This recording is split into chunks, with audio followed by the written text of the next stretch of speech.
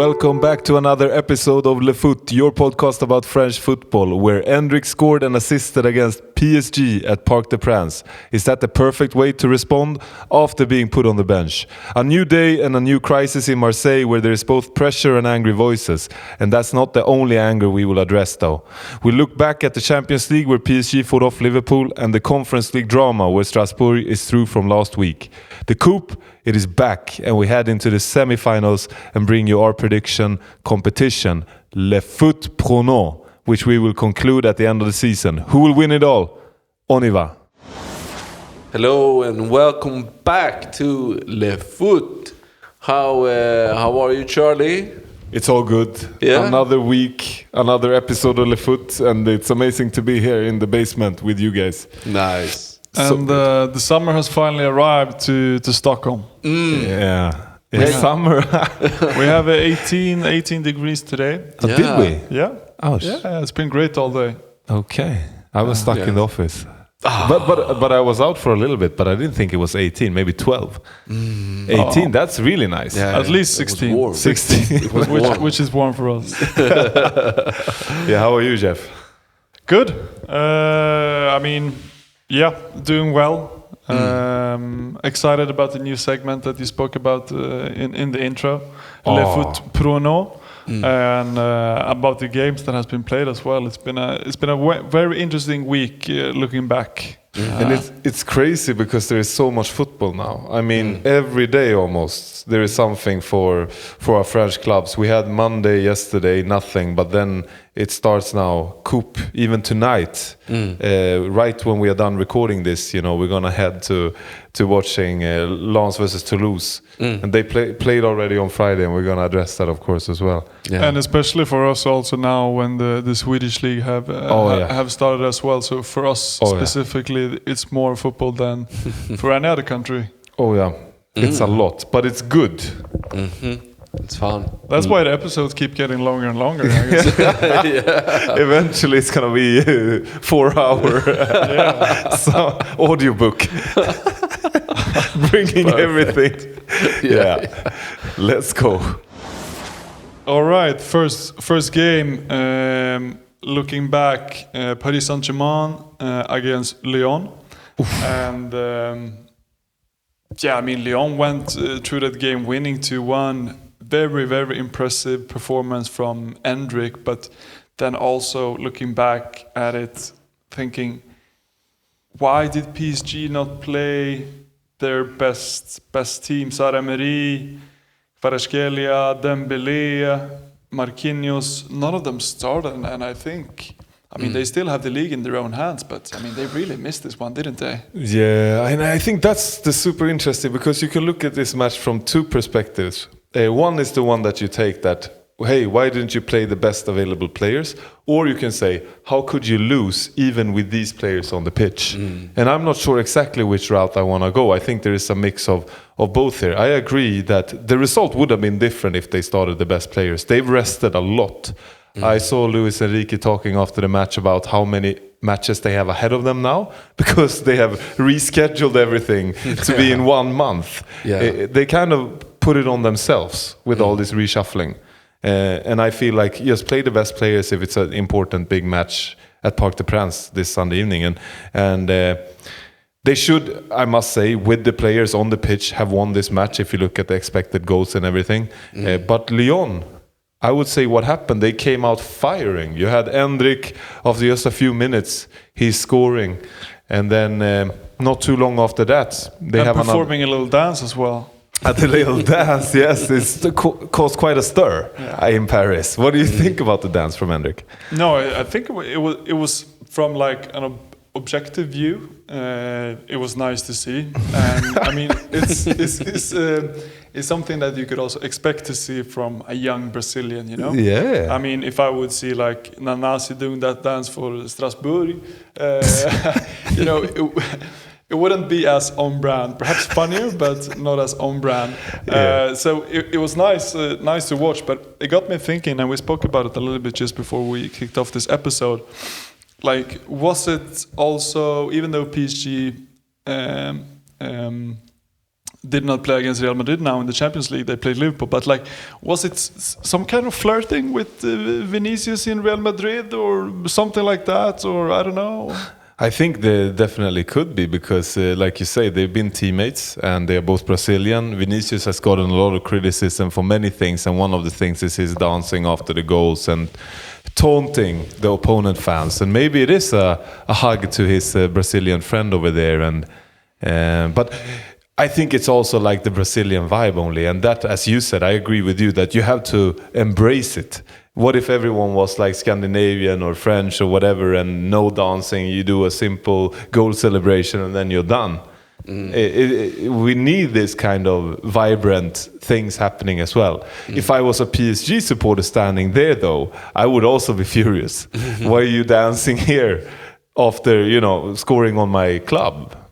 So I understand the PSG fans, but I don't understand anyone else criticizing this as unsportsmanship or whatever you could say. Yeah. And also very interesting here, I think, last week Lyon played against Lorient, and Endrick started off the bench. He'd received some criticism ahead of the Lorient game from Francesco.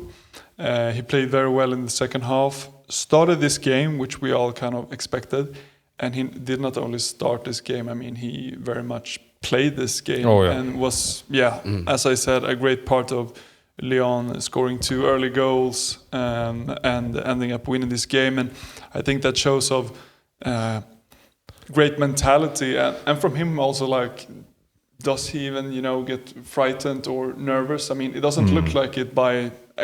And I don't know, I mean, he's so young and he does it with this great skills and playfulness and like no worries in the world. And I think the dance really, emphasizes that. Because he looks careless. Exactly. He looks careless. And I think in a way he and Moreira up front, we've been criticizing Lyon here over the course of some time because of poor results. And we've said it's up to the offensive players now to bring it. And we have to give praise now that they brought it, and they did it in a fantastic way. Endrick's goal early on, then you have Moreira scoring another one also early on, and they score one, make 1 assist each. That's what you want to see from your duo up front. Yeah, 2 young players. It's hard to say who is the man of the match. I think they are both. I mean, they can share that prize for me. And it's one of the hardest places to come in world football, Parc des Princes. We talked about it. This electric atmosphere. Fantastic players in that club, and they still go and win. Yeah, and I think very impressive coaching also from Paulo ahead of this game. I mean, he plays a 4-3-1-2 with Kluivert and Maitland-Niles as like wing backs, which are usually played like more directly on the midfield. And I think that was also shown throughout the game that they were very good defensively, but then also with these wing backs had the quality to go up front as well. So I think like a fantastic move by Paulo there. Who brought them the 3 points, and also great performance by Grief in the goal. Saving a penalty, and we have this because I think when we said that you mentioned in the beginning, Jeff, that PSG should have started some more of the star players.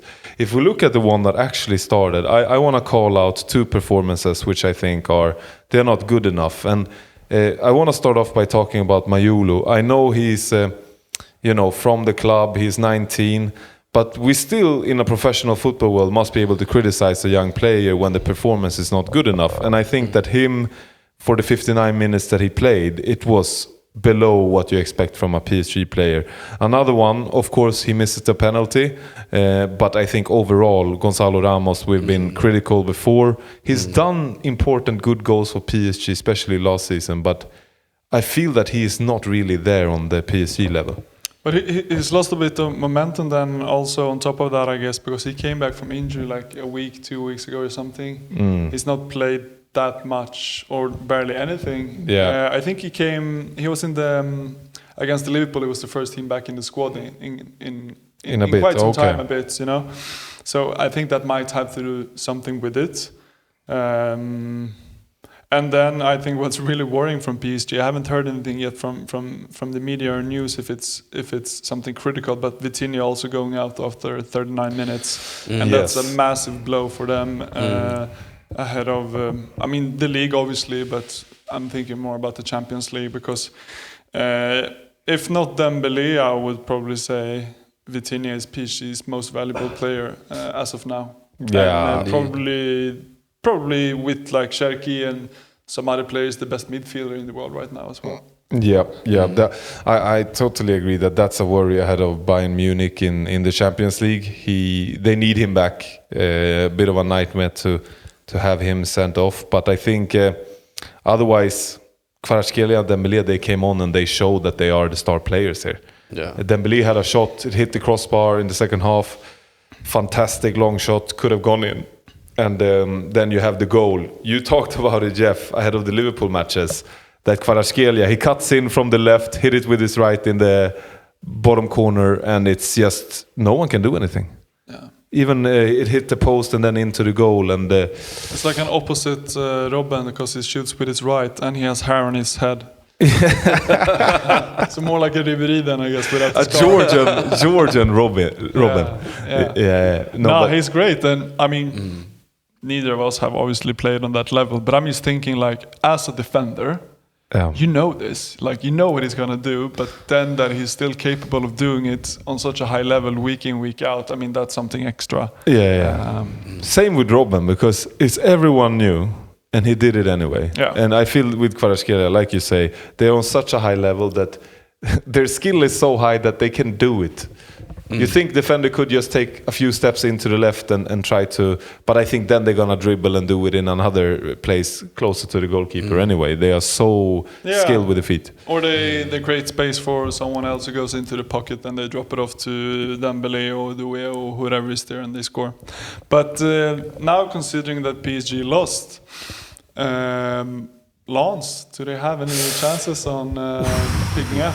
They grabbed 3 points on Friday versus Toulouse, and 1 point difference only. But tomorrow, I think PSG's playing Nantes in that to kind of align how many matches they've played, both Lens and PSG. So I think it's going to be 4 point difference. But they play each other. Mm-hmm, they do.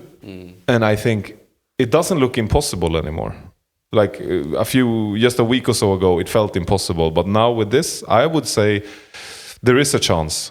It's just up to Lens to win every single match that they have left of the season. It's that's what needs to happen. What do you say, Dennis? Yes, I totally agree. I mean, PSG is probably going to win most of their games up ahead until the end of the season. They have Angers, Lorient, Brest, and Paris FC left. So it's not the most difficult opponents. Comparing to PSG, it should be victories all through. Yes. But then we have Lens. They have Brest, Nice, Nantes, and then Lyon.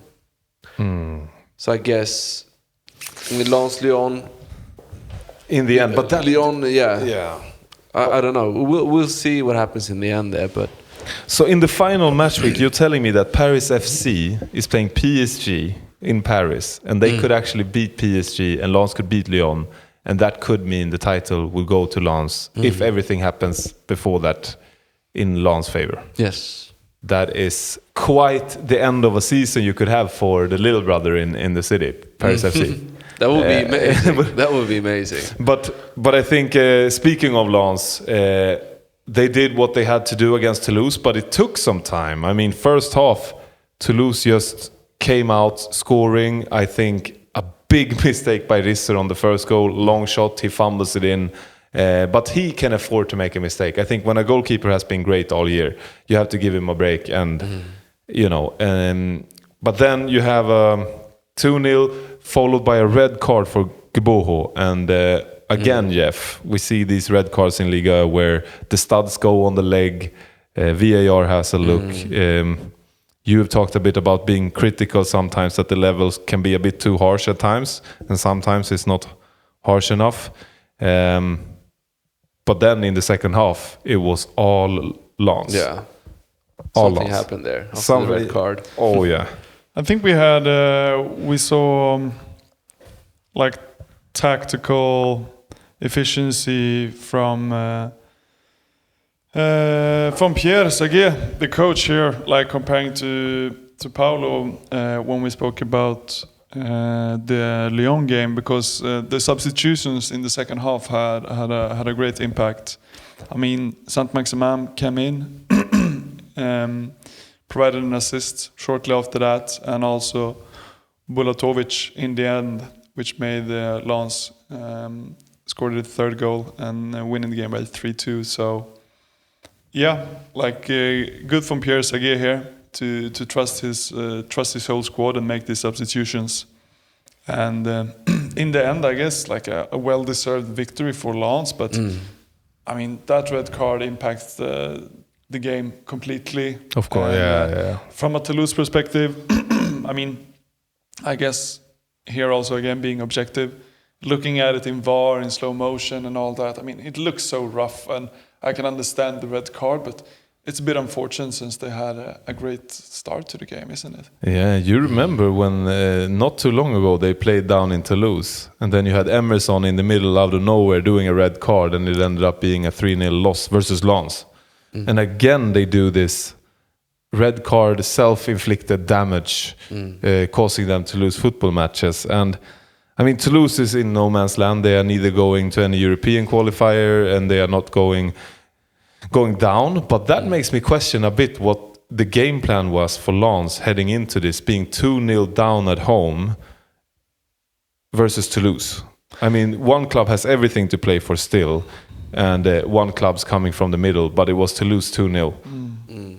I think, I mean, it's a bit of a gamble here, I guess, because they play tonight, as we said, in the Coupe, and I think ahead of this game, no one thought that PSG was going to lose against Lyon, and then was going to be like a 7-point gap, all that, and maybe Pierre thought that like we'll go focus in the Coupe, and that's why he did not start with either Edouard or Thauvin going into this game. I guess he must have reasoned something with that. And even though those two were not playing, they would still, be favorites at home to win against Toulouse. Yeah. Something like that, I would think. It was risky, but I guess it paid off. You could say it paid off. They got the 3 points. So, yeah, you could say it paid off. And then I would think they also play at home now tonight. Winning this game also gives you a little bit of an advantage, like mentally. If not Toulouse feel like we want to, get a revanche towards them or something. I don't know. Yeah. And also I must say here, after 6 minutes, when your goalie like Risser does such a mistake, I mean, it's Cáceres takes a shot, it's right in the middle, and he fumbles it into the goal. That also impacts the mentality of a game. Maybe Lens would have scored the first one, and it would have been different. It's in football. There's always chances. There's things going back and forth, and things can happen. A bit hard to sometimes both predict and understand why a match went the way it did, especially with mistakes and red cards. But I want to mention one player, and that's Thomasson. He solid performance, and he's done that all year for Lens, and scoring a goal as well. What a midfield player that is. I mean, it's really good, and also older in age, 32 years old, but why not show the quality 30 plus, having the best season of your career. It's really nice to see. And then I also think Saad Abdul Hamid did a really good game. I think he's on loan from Roma, and he's proven to be very important for Lens throughout this entire season. Coming from Saudi Arabia, previously played for Al Ittihad and Al Hilal, so might be a player that we see permanently in Lens as of next year. I just want to go back to the PSG Lyon game. Pavel Sulc didn't play. The Sulch. The Sulch. He was injured. A bummer. For me, I would say maybe it's key even that Sulch is out and they can play these youngsters dancing and offensive threats. No, but actually one of the better players we know, Sulch, out injured to your point, and impressive getting a away victory at PSG despite that.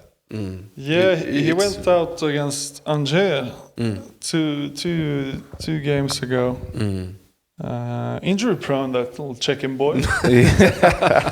Yeah, who knows when and how he will be back. Lorient versus OM last Saturday, and it was 2-0 to Lorient at home, but I think the match started off with Marseille creating some half chances, not anything super dangerous, but then Bamba Dieng held off some defenders and got the ball forward to Katsiris, scoring 1-0. And then later on, Bamba Dieng, previously playing for Marseille, scoring a 2-0, ice cold. And 2-0 on the result sheet. Overall, not a great performance by Aubameyang and the rest of the players in Marseille. And of course, I want to start here just giving kudos over to Lorient, because they've done a great season from where they come from. And you have the duo Pagis and Dieng. What a pass to 2-0 from Pagis, and Dieng slotting it home. But I mean, how disappointed should the Marseille fans be? We've talked about a positive schedule. How disappointed should they be that they start off this running of the season with the loss against Lorient? It's so. I feel like it's very disappointing. I mean, they're about to lose even. Their Europa League spots. We see Monaco. I mean, they've been playing very well lately, even though they come from a loss and a draw. They have been playing very well and could easily take Marseille's spot. So I don't know what do you say, Jeff, about Marseille's? No, I completely agree with you. It must be so frustrating from a OM perspective to watch their team playing great one week, and then the next week the same players are playing, but they're not playing the same. I mean, it's like a roller coaster, and this is something we've been talking about since we started this, really. So hard to predict. That it must be very frustrating from Habib also to get into this team, try and get some stability, but the consistency is just not there from the players. And ahead of this game also, they took a week away in Marbella in Spain to try and get this momentum ahead of the last games, since the fixtures are, I know, looking great. I mean, they should all be manageable, and they should definitely be able to secure the top three for playing Champions League next year. And then just going into this game losing and not looking good at all. So yeah, it must be very, very frustrating and hard to know what to expect from OM going forward. Yeah, and I want to fill in there that for Habib, I've followed a lot in the media now recently, and his conversations and talks has been that since he came, they have been in an okay position in the table. But now, to your point, Dennis, they've dropped down, and the excuses are getting less and less. Of course, we've talked about it. You can look at the squad, and sometimes you think that it's not good enough. But more points against teams further down in the table like Lorient, they must be able to get it. And he can't protect himself with the league position anymore. And speaking about the Marbella camp, Jeff, you had sporting director Meri Benazia after the match completely going on about the players, because from media reports and from what he's saying now, he's saying that they have tried stuff. They've organized these training camps. They've been to Marbella, and it costs money, and nothing has changed. He has now told the players that they are gonna, for several weeks, look into the training camp and spend way much more time there to really sort this stuff out, because I think they are starting to feel the pressure of potentially missing Champions League football next year. Financially, it will be a huge blow. to a club of Marseille size, and it looked really decent. We all, I think, predicted them to have a good chance of getting the Champions League spots, and now it looks really bad. And another thing he went in on, which I think you can always apply to football professionals, is that Benazia pointing at there's so many people in the world working hard 7 to 7 for way less than a football player, and that means that they should, if needed now, push each other much more. And I think that there is also something really off in Marseille, because Habib also after the match talked a bit about the physical status of the team. He had apparently seen some GPS data when he came as a coach, and the physical status of some players, the condition and everything, the lung capacity, running was like it was a preseason game when he looked at the statistics of Marseille. So something in the training that has been going on during the season has been off. And I wonder a bit here if there was more stuff under the hood when it came to De Zerbi and his job down in Marseille. But they mentioned that a bit, didn't he? That De Zerbi was giving the players long rest ahead of some games when the times were there. Manana. So he was a bit more laid back in that sense. But I mean, as a professional football player, if you have a full preseason, you know, you play the Coupe games, they played, you know, they've been a part of the Champions League group stage and the league. I mean, they've had games throughout the year. I mean, it's up until now, it's starting to ease off. If they get a bit of extra rest here and there, that should not affect the lung capacity as of this, you know. There must be something else to it. Yeah, something about the overall training structure and how to keep these players in good shape. Totally, because giving them a bit of rest, I'm not sure how that would impact. But it's really now we've talked about. I think since we started this show, we've talked about several crises in Marseille, and it never ends. And I think that's what makes it the club it is. That it's always a storm, but for their own sake and for their own good, and to move into the future, they need to find stability as well, because this won't work in the long run. I know there is some players being rumored away, but if I look at the squad now from Saturday versus Lorient, again, I think Guiri, Greenwood, not a great performance. You have Højbjerg as well, not good. It's like I don't even want to give a okay grade to any of the players from this Saturday. And the match before they went to Marbella on training camp, they beat Metz. And honestly, beating Metz at home, many clubs can do that in this season. Yeah. It's so I understand the frustration, but I wanna address that a little bit. You have a sporting director coming out speaking publicly very criticizing the players a lot. Do you think that's a smart move? Because it of course risks to create a big divide and, I don't know, lack motivation, have annoyed players, angry players. They're gonna be much more in the training camp, maybe sleep there even, stay away from their families. Do you think it's a good way of Benazia to act now? I don't know actually. I'm thinking about what it can do to a person having just such a dominant manager in that way, and open up to the public like that. It of course puts a lot of pressures on the players. But then again, I think that also matters who you are as a person and as a player. Maybe you like that kind of pressure, and that makes you makes you want to do more and practice more and stuff, or it kind of shuts you down. I think that's the key. Jeff, what do you think? Do you think the Marseille players are gonna take this as a good? They're gonna act on this and become better for these remaining matches of the season? I think it really depends on a numerous of circumstances, but what I think is most important here is how Habib managed this and the conversation he has in the dressing room and on the training ground with the players on how to move forward from this. Because, I mean, first of all, I think the criticism is valid, so I mean, he has a point there. But then it's more about the communication between Habib and the players, because those are the ones who's gonna, you know, talk to each other, communicate, and get the results on the pitch. So I think it's more about the conversation in between them.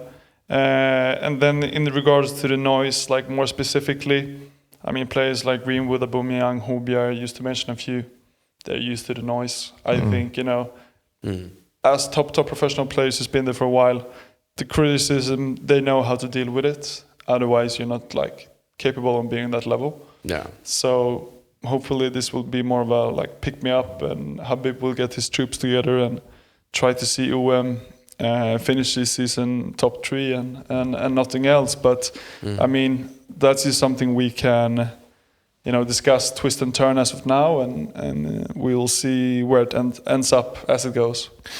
Yeah, it will be. I mean, already next weekend they are playing Nice in a must-win match. I think they have 4 must-win matches left now. But it's interesting. I can see also both ways there with Benazia being very public, and sometimes I think because this episode we will talk much more about anger, and football is also human beings. He has had a lot of pressure on him. He was even stepped down and then came back to the club. He's gonna work its way with the club all the way to the summer. But if they miss Champions League, it means that he has also failed tremendously as a sporting director of his club. And I believe he has a lot of feelings for the club. He wants them to do well. And I think what he is getting furious about now is staring that massive failure right into the eye. And as a human, I can understand that.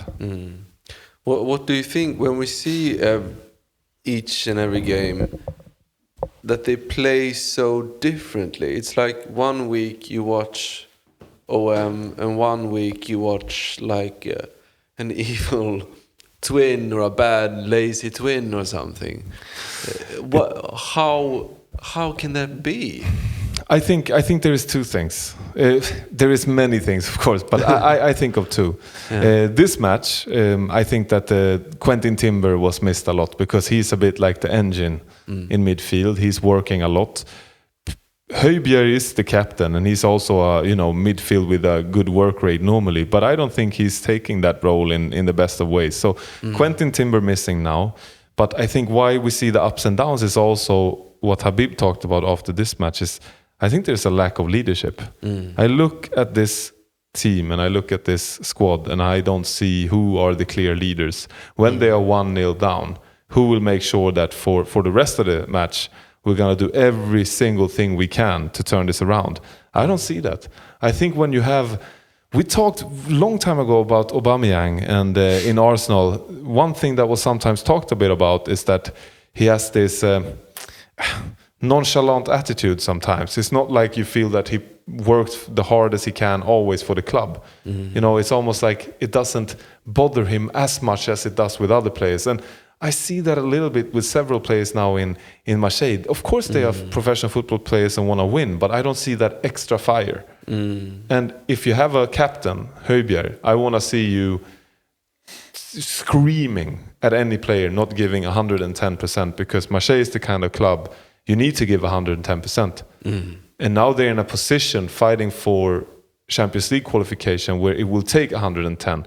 So I think I would say that one is one main thing for me when it comes to the reasoning as of the ups and the downs, because the players are the same as with De Zerbi, and it was before and it's still happening today with Habib. Jeff, what do you say? Why is it up and down for Marseille? No, I agree with your point, but then also like Greenwood is on loan, Pavard is there is on loan.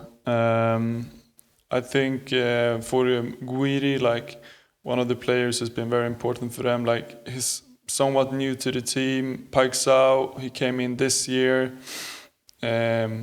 Abdelli, he also on the midfield came in this year. So I mean, it's a lot of new players, and some of these players are also on loan. There's been a change in management from De Zerbi to Habib. There's been turbulence outside of the club. I guess you could call it a misfortune with not advancing in the Champions League with the last minute there. I mean, there's so many things to it, so it's hard to really pinpoint that specific reasons. I think there's several factors to it, but to bottle it down to this game, I think it's up to the players that they need to step up. Because I mean, you can lose away against Lorient, but not this way. Speaking of rage and anger, we have Vahid Halilhodžić, the FC Nantes coach. He might be suspended. Yeah. What happened there? Okay, but I think we need to start off. The Nantes-Brest match ended 1-1, but there was a Nantes red card. Another Nantes red card. One of three this round of Liga, but we're not going to talk about the red cards this week. We've talked about that before. But that red card has caused quite a stir because Vahid Halilhodžić didn't take it well, and now he is being investigated and is risking. He came in to save Nantes from relegation, but he is risking that he won't manage the team another match this season because he got furious, and we will see what the result will be of the investigation. But he basically, I mean, what they are saying is that he was confronting and physically physically approaching the referees in a furious way and verbally shouting, "Are you not ashamed?" as a reaction to this red card decision. But also after the match, we're gonna translate, and so it's not a direct quote, but he's basically saying a lot of crazy stuff. You want to give it to us. What is Vahid Halilhodžić saying? Yeah, he was madman. I don't think I've heard anything like this within the last couple of years. And just before I go into some details, I mean, Nantes ended up conceding a goal. So Vahid went out in the 69th minute and conceded goals in 90 plus 5 minutes. So basically in the last minute. I mean, if he would have, calmed his nerves, they might have been able to, give a few tactical decisions and not conceding this. But it's still absolutely hilarious. So basically, like after the game towards League One, he was nowhere calm, and he was saying that he could not understand this red card. And he's not always understood all the decisions made by the referee, but here he called out the referee saying he's young. And the referee said that you should not talk to me, you can still be suspended. Vahid said he didn't care. I can even get 10 years without football and be fine with it. When I see injustice like this, I need to react. I don't understand the red card. Yeah, he was just going absolutely crazy. Because this rant, I mean, it continues because after that, I've not seen the interview, but I mean, reading it in the different French media, he's talked about that he has made some calls to see if they can explain why this red card came there, and he wants to respect, and then he's asking like, who does the referee think he is? And this is like. This is a lot from a professional football manager, and we know that he's older, maybe he's going into retirement, but it's leaving with a bang. Yeah. And if we had Benatia being furious after their loss, I think this one is even more. Yeah, and we see, if we look at disciplinary rules, we have in Article 4 with a non-fitting behavior, which would get you suspended for 2 games. And in Article 8, we see a threatening or frightening behavior, which could get you up to, which gets you 5 months of suspension. Yeah. So, he's probably going to get 2 games at least. At least, I mean, when we're reading L'Equipe, I can see that they say that the suspension will be somewhere in between. So you have 2 matches and 5 months, and either way, I think it's safe to say he's going to miss the rest of the season. And where do you stand on that? You bring this senior coach in to kind of try to save the season. He goes out with a bang. Should he pack his bags and just leave, and they bring the caretaker manager number 3 in, or? Yeah. It's time. We say thank you to Vahid. Yeah. And we're done there. League check. We have a surprise drop of points for Monaco versus Auxerre, unfortunately. A good comeback, though, for Balogun. Oh, yeah. He's scoring again. A penalty again, though, but 8 goals in 8 Liga matches. It's fantastic. And 10 in 10 matches, all competitions, which is really good. But Auxerre, close to grabbing 3 points away to Monaco, would have been massive there in the bottom race. But they didn't get all of it. And I want to mention Paris FC, though. They keep winning. Immobile didn't score, as we talked about beforehand, but he did an assist. He could have had another assist for the first goal because his shot was such a mistake, but became a perfect assist, setting up his teammate there. But Paris FC winning again, and I feel that something has changed a bit. I think they are no longer just a, new team in the league. It feels like they're finding their space there in the middle and stabilizing everything with Kombare, and it's really interesting to see. The opposite from Vahid there with the new coach, a coach coming in and bringing progress to the team. Yes, yeah, exactly. And it's a good comparison because we've seen some coaches coming in. I would also like to throw in Habib there in coming in, and they should make a positive difference. But Kombare, I think, is the main one. Yeah. What a job he has done. And maybe Pochettino in Monaco could be argued as well, keeping them rising up, even though they're in a bad streak at the moment. I would say Kombare for sure. I want to talk a little bit about something, though. We have a young Strasbourg that played, and this is actually a record-breaking young starting 11. The average age of Strasbourg starting 11 was 20 years and 288 days, which is the youngest since 1947-48. But how did it go? 3-0 loss. And we should stop there.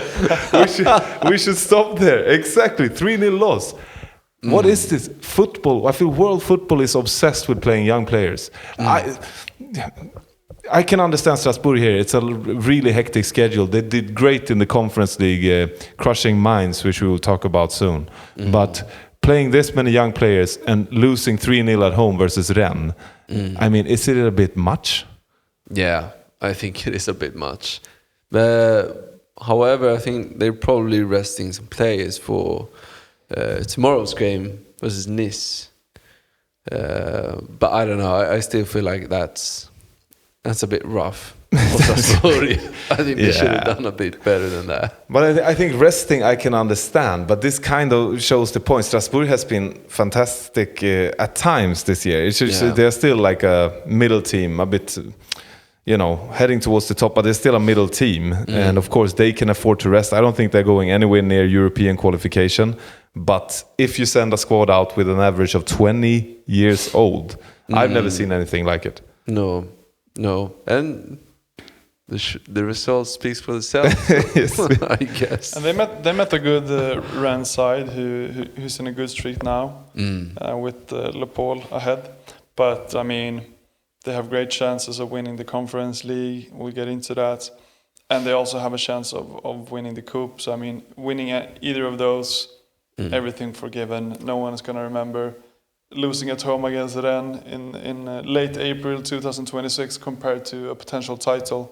So I fully stand behind Strasbourg and Mr. Gary O'Neill in this decision. You back him. Yes, 100%. But another thing I want to pick out from this match is that we have Le Pôle scoring a proper striker goal, and he's now alone on top of the top scorer table with 17 goals, and 2 down to Greenwood on 15, which is starting to become and look like a really good season for Le Pôle.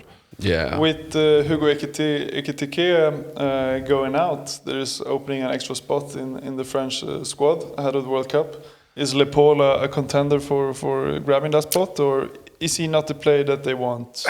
I think he is not the type of player they should replace Ekitike. I think that the French squad can find the replacement within the squad they've already picked. Maybe fill up with Le Pôle on the bench, but you have Thuram as a striker option on the bench already. So I think he can join to the World Cup, but he's going nowhere near playing many minutes, I feel. Yeah, I was thinking more as a squad player, because I think, not even Ekitike was, given the chance to be playing in the first 11. I mean, he might have also been, playing a few minutes, but then the squad. So I think more of Lepal, getting that squad place, and then probably Thuram has a better place of getting that position, or, Cherki, or how are they going to play? But maybe in the squad, who knows? Maybe in the squad. I want to stop a little bit at Ekitike just to talk a bit about the really, from a footballing perspective, it's not fun to see. He is seriously injured now after the match versus PSG, and he is missing the World Cup, which must be such a blow for a player who has actually, in a struggling Liverpool, done a decent season, right? And he was going to be in that squad. He was going to get some minutes. Exactly if he was starting or not, we don't know. But now he's out, and that must be tough. Must be tough. So some thoughts over to the Frenchman in Liverpool. Club of the week is over for now. And we're going to have a new thing, a new segment, which is called Le Foot Prono. And this won't be new in the sense that we are going to be making predictions. But now, if we lose, they will cost us, because we're going to have an internal competition here between the three of us. And just to take you guys through the rules very briefly and try to be very clear, is that every week, looking ahead to the Liga weekend, we're going to make predictions. We already do that. But now we're going to look at the odds. And if we make a prediction which is 1.5 or all the way up to 1.99 times the money, you get 1 point. If you make a little bit of a bolder prediction, which is 2 times the money, all the way up to 2.99 times the money, you get 2 points. And then if you make an even bolder prediction, it's 3 times the money, all the way up to 3.99 times the money, you're going to get 3 points. And then it continues upwards. So we're going to make predictions, and there's going to be a table between Jeff, Dennis, and me, Charlie. And then we're going to keep track of our predictions. And by the end of the season, one of us will be the champion of Le Foot Prono. And we're starting this week, so by the end of this episode, we're going to give you our predictions. We're going to talk a little bit about the odds as well, so what kind of points are at stake.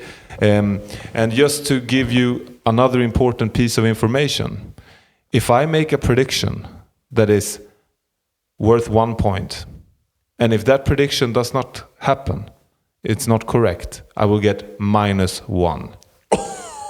So you can't be crazy bold, because if you miss it, you're going to be minus many points. It will be super interesting, and this way you can all hold us accountable to these predictions that we make. Because I think we should sum up now, before Le Foot Prono. This week, we actually had some good predictions. Dennis, you said Rennes was going to beat Strasbourg. Yes. Congratulations on that. You head in with confidence to Le Foot Prono, and I said Paris FC will go to Metz and beat them away. Maybe not the craziest thing, but it would have been worth 2 points. And Jeff, you had OM beating Lorient, and you're as angry as Mehdi Benazzi, I think, that one did not come true. But we all feel pretty confident, and we're in good spirit heading into the competition. So keep listening, and then you will see, by the end of the season, we will have a winner. All right. For all you listeners who's been with us for the last couple of weeks, months, you know that we have the segment Club of the Week. But as of now, we've gone through all the current teams that play in Liga as of now. So on top of Le Foot Prono, we will by next week here update that segment a little bit. Give you something new and spicy. Exactly. But with that said, we had the Champions League and Conference League with French influence last week. Starting off with PSG beating Liverpool at Anfield with 2-0, going to the semi-finals and playing against München.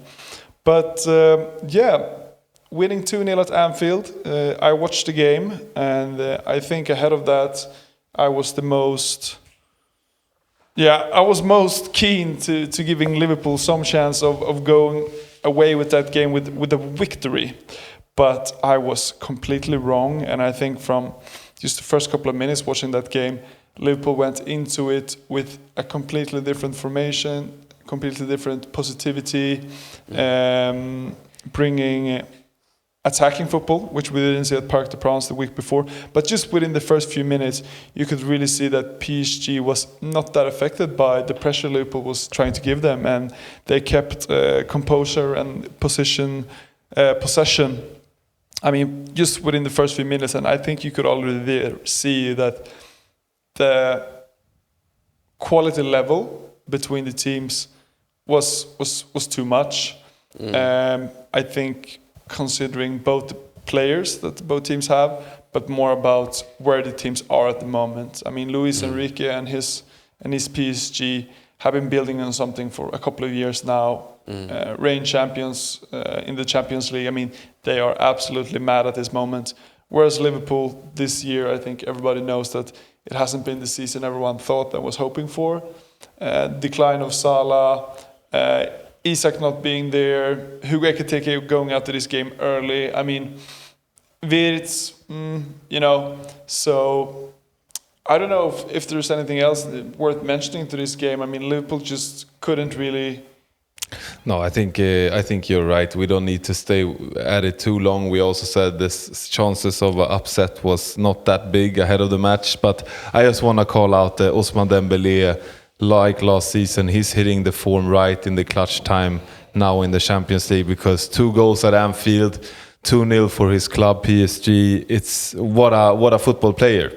I mean, incredible, and he well deserved the Man of the Match award, because scoring 2 at Anfield, having 2-0 in the score sheet, then he deserves that. But I also want to give praise to Kvaratskhelia. Also always, being a nuisance towards the defenders and tricky to play against. So just want to call that out. But I think we should head over, because we have another French club that survived 2-0 down versus Mainz. We had Strasbourg at home beating Mainz now with 4-0. And what a performance and what a result for the Alsace club. It's fantastic. Yeah, very impressive. I think neither of us were that sure that Strasbourg were going to be able to turn this around. But Nanasi scoring for Strasbourg somewhat early, and there's demolished Mainz against Rayo Vallecano, who's struggling a little bit in La Liga, but. It's going to be interesting. Also, always, we talked about it before Celta Vigo Lyon, that it's interesting seeing clubs from different leagues, not only the top competing, to be able to compare a bit the leagues. So I hope that Strasbourg will rest some legs after this tight scheduling and get a chance to do some good football there, because I think, as you said, Jeff, they have a good chance of going all the way if they just get their stuff together. And now I must say that I want to give some flowers to Gary O'Neill, because being this far into the European competition, Mainz is not an easy club to play against this part of the season. There was, though, a happening. The 4-0 goal caused quite a stir, because Emega scored heading down to the corner flag, and that's where the Mainz away supporters were, and the Mainz players were not having it, Dennis. Furious. Yeah, you could see them. It looked like he not charged, but just went straight at him in the corner of the pitch, and pushing and shoving. Yeah, pushed him, and then they all kind of brawled in the corner there. It all took off from there, and this is the episode about anger and frustration, and I think that's exactly the way to finish a football match off. But I just want to mention, though, next week, of course, we're going to talk way more about the upcoming matches and give some background regarding Rayo Vallecano, but also mainly, of course, talking about PSG heading to play Bayern Munich, which is, it's one of the matches of the season in world football and European football overall. Definitely, and I think, 50-50 out of these games. I would say it's probably the best two games, best two teams that are left in the tournament. But also here, I mean, Bayern secured the league win just the other day, so they can focus 100% on champions. PSG can't really do the same. And as in the Real Madrid game they played before, now playing PSG, they played the second leg at Allianz Arena, and they will do the same here. So perhaps small advantage to Bayern. I mean, playing the second leg at home, small advantage Bayern perhaps. Yeah, and Bayern they are fantastic. It's such a high quality football squad. I mean, world class, and could be a bit of an advantage, because also PSG, with the reshuffling of the schedule, now they need to face all these matches that they, pushed forward, and that must be an advantage for Bayern München. Right as we're speaking now, Lens versus Toulouse is going to start. What do you think? And it's of course, in Coupe de France. Which we're in the semi-finals now. Coupe is back. Yeah, it's back with fire. I think it's going to be an interesting one, because I know that Lens beat Toulouse. We talked about it earlier this episode, just a few days ago. They beat them also earlier this year. But to be honest, they beat them twice with a red card impacting the game a lot. So I believe, I'm going to stick my chin out, if Toulouse can keep 11 players on the pitch here, they do have more of a chance than they actually think. Of course, Lens rested some players in the previous match. Now I believe they must start with Odson Edouard, they must start with Thauvin, Wesley Said, they should start with Sangaré, Thomasson, all the best players on the pitch to get to that final in Stade de France. So Lens favorites, but I think it's more even than some of us might believe. Jeff, what do you say? No, I mean, as we play this episode, it's 5 minutes before the game starts, so we know they're playing with Thauvin, Edouard up top, and also Saint-Maximin. And the rest of the usual teams, Abdul Hamid, Thomasson. But as we spoke about earlier, I think since they won the last game, now playing with the best potential players and at home, advantage Lens. I mean, Lens, they are the better team, but I think they need to be ready from the first minute, including this here. And I see them playing Strasbourg in the final at the 22nd of May at Stade de France.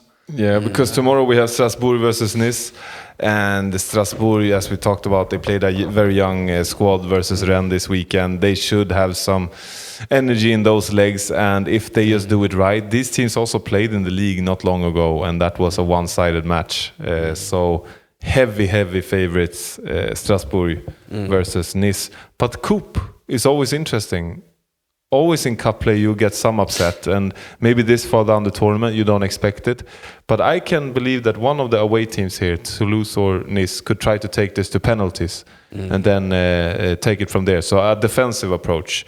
But both Lens and Strasbourg, heavy favorites. Let's see after tonight and tomorrow if there is a surprise for us. Now we look ahead towards the next matches, and we have PSG playing Nantes already tomorrow, and we're not going to stay too long at that match because we believe it's going to be a one-sided affair there in Paris. But looking over towards the weekend, I would say Lyon-Auxerre on Saturday at 3 o'clock is an interesting one, both for the Champions League race and for the bottom race. Do you guys have any matches you look forward to particularly? I think Lorient Strasbourg is very interesting. The battle of the middle. The battle of the middle, yeah. But I mean, they could. It's far-fetched. I'm not gonna continue on that point. I think interesting to see Paris FC at home against Lille, considering the form Paris FC have had lately, playing against a strong team at least. Yes. Playing as a Lille, recently a bit up and down, but still a strong team. Just to see how they can compete against the bigger clubs in the league. And then, of course, Sunday evening. We always say Sunday evening, Liga always plan a candy for us. And this time it's the crisis in Marseille that is going up against Nice, who is not in a great position themselves. But a southern coastal drama there Sunday evening, which I will be watching because the tensions will be high if there is a negative result for Marseille there. They must win to catch on to the other clubs chasing for Champions League. But now on to Le Foot Prono, and we're going to give our predictions. And I'll start off. I believe in the match, you mentioned, Jeff, Paris FC versus Lille, Sunday at 5 o'clock Central European time. I believe both teams will score, and that will be 1.70 times the money, meaning if I get that, I'll get 1 point.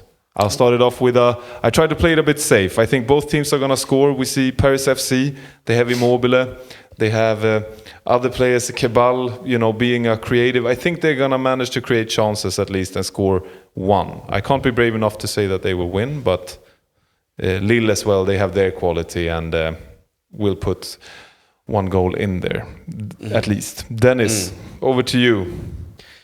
Well, I mentioned the Lorient Strasbourg game. I think it's a win to Lorient. They have been playing very well lately, especially at home, beating both Marseille and Lens quite recently. So, and I think given Strasbourg schedule right now, Lorient will take this. How many points will that give you? That will give me 2 points. 2 points. 2 points. It seems like you're only playing against all the teams that are playing against Strasbourg. Last week it was Rennes, and it was a good prediction. And now they're playing away against Lorient, and you pick Lorient. So. It's a bit of a hate. It's a bit of a hate club for Dennis. No. I like Strasbourg. But I like it. But I like your reasoning there, because if you think about the Lorient squad going into this match, they have beaten both Lens. They've beaten OM at home. Why should they be respectful and fearful of Strasbourg in this time of the season? I think it's a good one. Okay, but you're putting 2 points in there. And Jeff, what do you say?